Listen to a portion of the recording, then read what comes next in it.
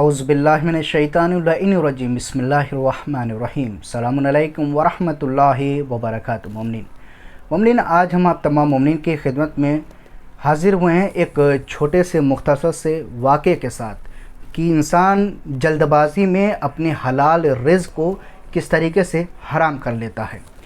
کہ ایک مرتبہ کا واقعہ ہے کہ مولائے متقیان حضرت علی بن ابی طالب علیہ السلام اپنی سواری سے مسجد گئے۔ مسجد پہنچنے کے بعد آپ نے کیا کیا کہ ایک شخص تھا، اس کو اپنی سواری دیکھنے کے لیے معین کر دیا کہ تم سواری دیکھو، مسجد سے ابھی نماز پڑھ کے آتے ہیں۔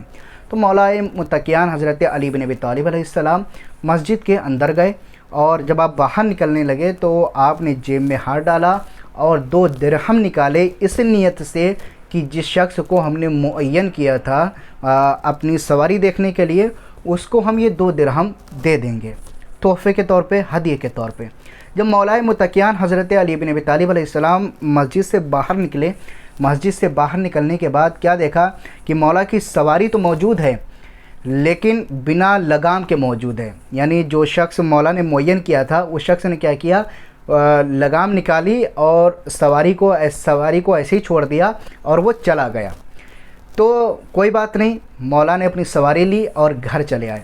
آنے کے بعد مولا نے اپنے غلام کو بلایا، جو 2 درہم مولا نے نکالے تھے نا کہ اس شخص کو جس کو معین کیا تھا سواری دیکھنے کے لیے، اس کو دینے کے لیے، مولا نے کہا، اپنے غلام کو بلایا، 2 درہم دیے، کہا جا کے میری سواری کی لگام خرید لاؤ بازار سے جا کے۔